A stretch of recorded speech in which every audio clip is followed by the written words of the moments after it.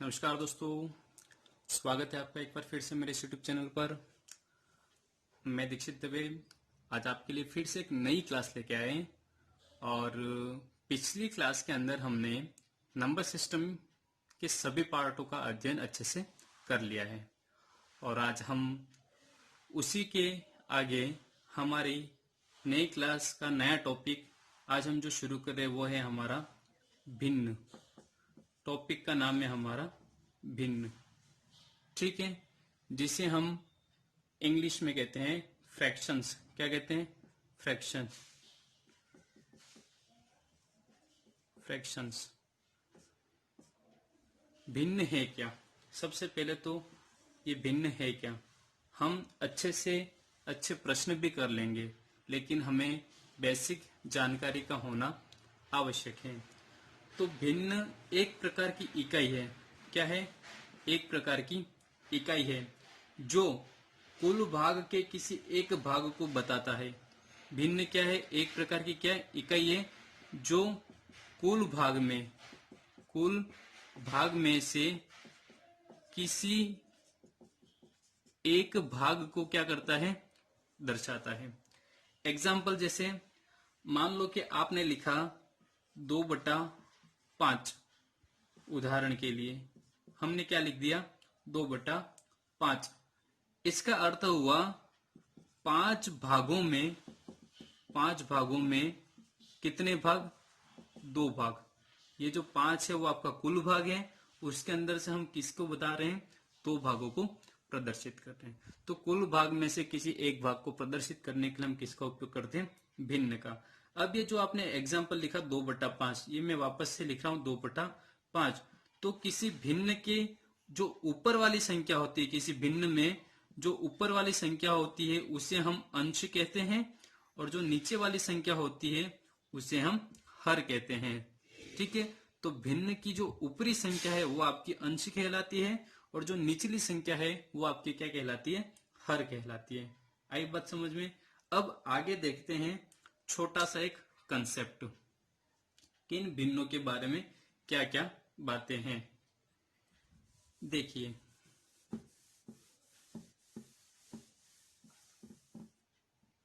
इस भिन्न के अंदर हम एक प्रकार का एक टॉपिक पढ़ते हैं छोटा सा। भिन्नों की तुलना हम आरोही क्रम, अवरोही क्रम, इन सारी बातों का अध्ययन करेंगे, लेकिन एक छोटा सा पॉइंट मैं यहां पे लिख रहा हूं, दशमलव भिन्न। दशमलव भिन्न, भिन्न के अंदर ही एक टॉपिक होता है आपका दशमलव भिन्न। दशमलव भिन्न क्या होती है? तो दशमलव भिन्न के अंदर याद रखना, देखो भिन्न को हम किसके रूप में लिखते हैं? अंश और हर के रूप में। तो दशमलव भिन्न के अंदर यदि जो हर है वो हर आपका 10 की घात में हो, कि कौन सी घात में हो? 10 की घात में हो, तो ऐसा भिन्न जिसका हर 10 की घात में हो उसे हम कौन सी भिन्न कहेंगे? दशमलव भिन्न कहेंगे। ऐसा हर ऐसी भिन्न जिसका हर 10 की घात में हो उसे हम क्या कहेंगे? दशमलव भिन्न कहेंगे। अब देखते हैं आपको जो दशमलव भिन्न यदि दे दी जाए, अगला पॉइंट, जो दशमलव भिन्न है, दशमलव भिन्न, उसको हम साधारण भिन्न में कैसे बदलें? साधारण भिन्न में कैसे बदलें? एग्जाम्पल से समझते हैं। मान लो आपके पास एक दशमलव भिन्न लिखी हुई है 0.43, 0.43। ध्यान रखना, दशमलव के बाद में जो संख्या होती है उसको हम एक साथ न बोलकर एक एक अंक के द्वारा बोलेंगे। इसे 0.43 नहीं कहते, 0.43 कहेंगे। ठीक है, ये दशमलव भिन्न है। इस दशमलव भिन्न को आपको किस में बदलना है? साधारण भिन्न में। तो ध्यान रखना एक बात कि दशमलव के बाद जितनी संख्या होती है, दशमलव के बाद जितनी संख्या होती है उतने नीचे 0 लग जाएंगे। देखो ऊपर तो अंश, देखो कितना है अपने पास? 4 और 3। तो दशमलव के बाद कितनी संख्या? 1 और 1 2। तो दशमलव की जगह तो 1 लिख देंगे, और जितनी संख्या है उतने क्या लगा देंगे? हम 0 लगा देंगे। तो ये जो दशमलव था वो आपका किसमें कन्वर्ट हो गया? साधारण भिन्न के अंदर। ठीक है, एक और एग्जांपल देखो, 0.0005 लिखा हुआ। ठीक है, इसको हम साधारण भिन्न में बदलते। देखिए दशमलव की जगह हम क्या लिख देंगे, एक। दशमलव के बाद कितनी संख्या, 1 2 3 और 4 अंक, तो कितने जीरो, 1 2 3 और 4, और ऊपर कितना हमारे पास सिर्फ 5। तो ये जो दशमलव था उसको आपने किस में कन्वर्ट कर दिया, साधारण भिन्न के अंदर। सीधा प्रश्न पूछा जा सकता है। देखिए आगे हम इसी पे एक छोटा सा सवाल करते हैं सवाल यहां पे।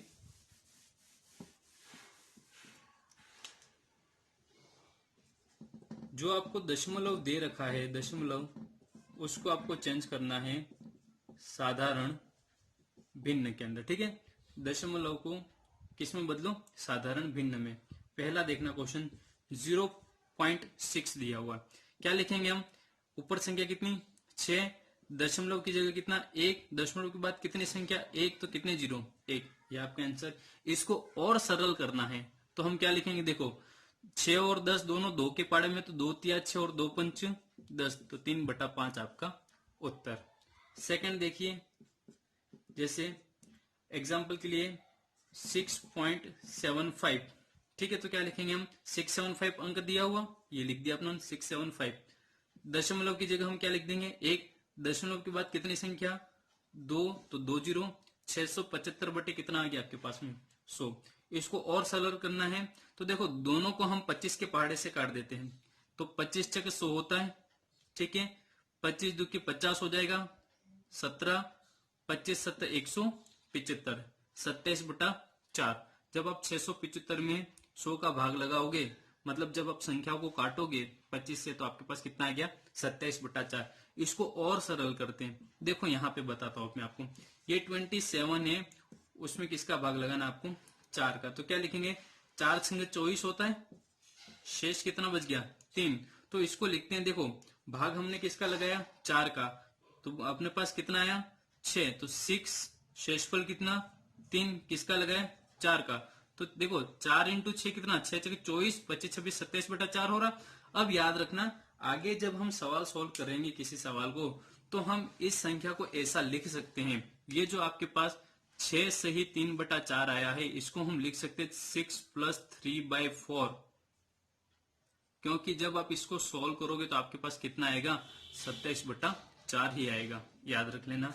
तो ये था आपका दशमलव जो दे रखा है, उसको हम किस में कन्वर्ट कर रहे हैं, साधारण भिन्न के अंदर। ठीक है, देखते हैं आगे इसके नेक्स्ट। देखिए आगे, अभी हमने पढ़ा दशमलव को क्या, साधारण भिन्न में बदलना। ठीक है, दशमलव भिन्न क्या होती है आपने देख लिया।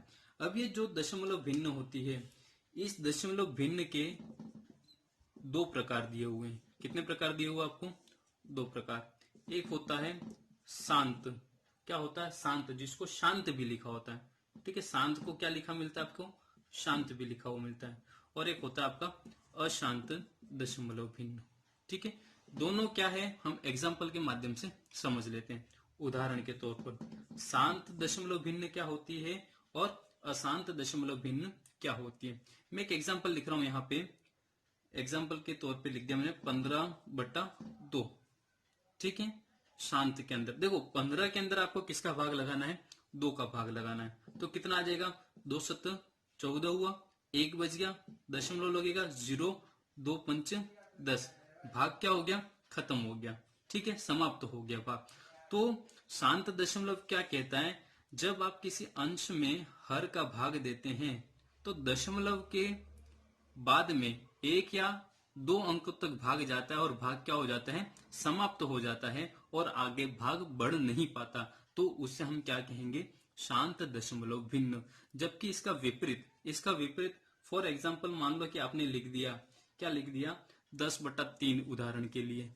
ठीक है, 10 के अंदर 3 का भाग लगाओ तो 3 तिया 9 होता है, 1 बच गया, दशमलव गए 0, 3 तिया 9। तो ये भाग जो है वो आपका कभी भी क्या होता है, समाप्त नहीं होता है। इसके अंदर जो भाग है वो आपका क्या हो जाता है, समाप्त हो जाता है। और ये भाग जो है वो चलता रहता है, चलता रहता है।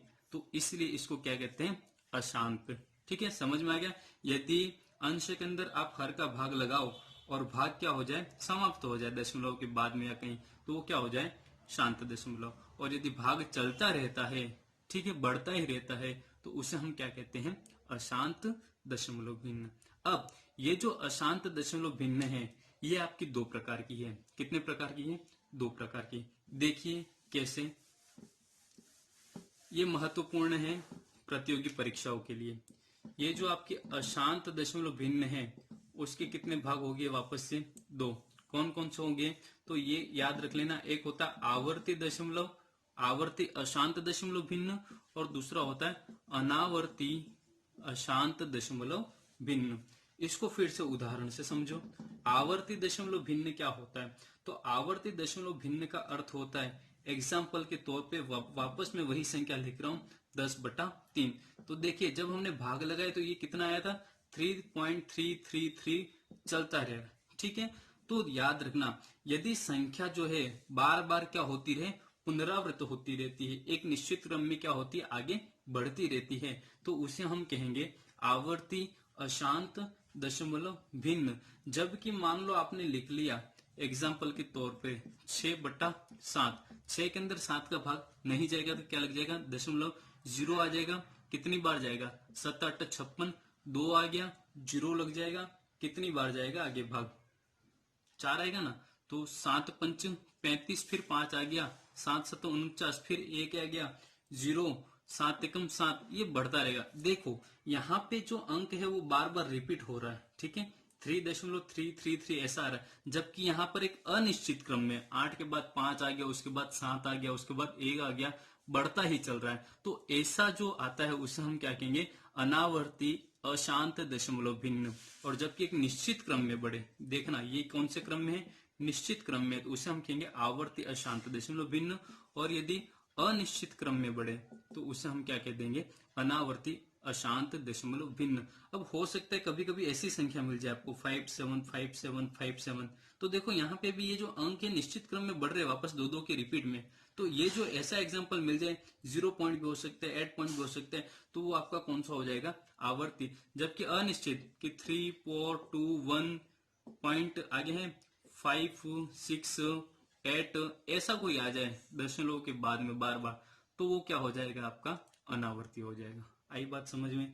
देखते हैं अब इसके अंदर जो मुख्य परीक्षा में प्रश्न पूछता है, एक कंसेप्ट होता है हमारा संख्याओं में, इस भिन्न के अंदर आरोही क्रम क्या होता है और अवरोही क्रम, भिन्नों का आरोही एवं अवरोही क्रम क्या होता है।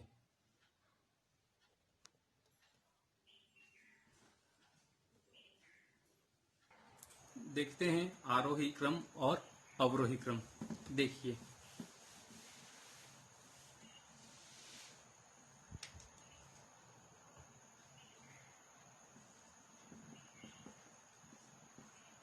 आरोही क्रम और दूसरा क्या बात करते हैं, अवरोही क्रम, ठीक है।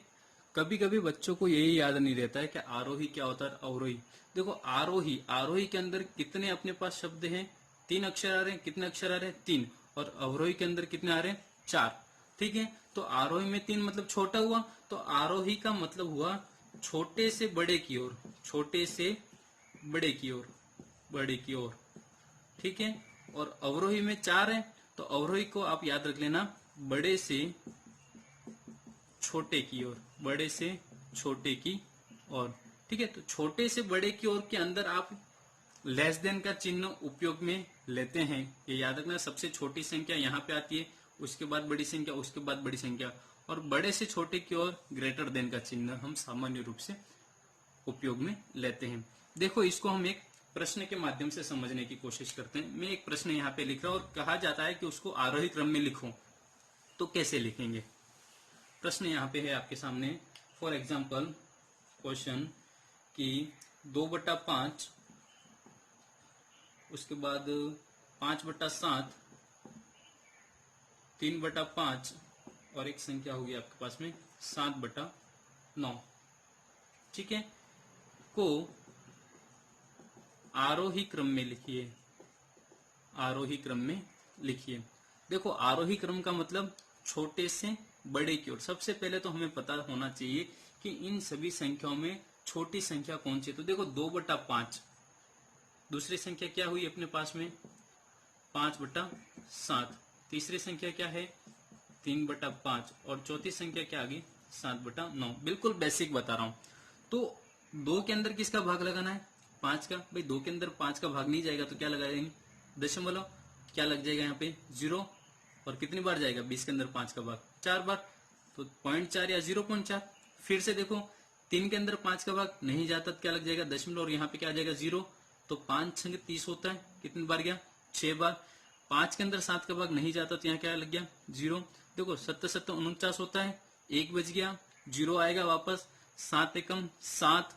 ठीक है, फिर आगे भाग लगाओ तो हम ज्यादा से ज्यादा दशमलव के बाद 2 या 3 अंक तक भाग लगाएंगे। यहाँ तो भाग पूरा चला गया इसलिए छोड़ दिया। फिर से 7 के अंदर 9 का भाग नहीं जाता क्या लगाएंगे दशमलव, यहाँ पे क्या लग गया 0। 9 7 कितना हो गया 63 हो गया।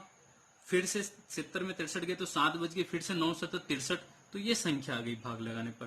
तो देखो हमें क्या पूछा आरोही क्रम में, तो देखो सबसे छोटी संख्या कौन सी है, तो दशमलव देखो 4 सबसे छोटी दिख रही है संख्या। ये 4 किसके लिए आया था 2/5 के, तो सबसे छोटी कौन सी होगी 2/5। ठीक है, उसके बाद देखो कौन सी संख्या है 0.4 0.7, 7 तो ज्यादा हो गया। 0.6 4 के बाद क्या आता है 6 आता है, तो 6 किसके लिए निकाला आपने 3/5, तो ये आ गया 3/5। उसके बाद देखो इन दोनों में 0.7 आ रहा, लेकिन पॉइंट के बाद एक और संख्या, यहाँ पे क्या 1 और यहाँ पे 7, तो पहले कौन आया 1 आया, मतलब कितना आया 5/7, तो ये 5/7। उसके बाद क्या बचा आपके पास में 7/9। क्रम कौन सा पूछा उसने आरोही, तो छोटे से बड़े की ओर, तो मैंने चिन्ह बताया लेस देन वाला। ठीक है, छोटे से बड़े की ओर। तो ये जो संख्या दी थी इस संख्या का आरोही क्रम क्या हो गया 2/5 सबसे छोटा, उसके बाद बड़ी संख्या 3/5, उसके बाद बड़ी संख्या 5/7, उसके बाद बड़ी संख्या क्या होगी 7/9। आई बात समझ में। अब प्रतियोगी परीक्षा में ये प्रश्न कैसे पूछा जाता है, देखो आपको सीधे से प्रश्न दे दिया जाएगा यही। ठीक है, यही प्रश्न कि 2/5, 5/7, 3/5, 7/9 में सबसे छोटी संख्या कौन सी है, और दूसरा पूछ सकते हैं सबसे बड़ी संख्या कौन सी है।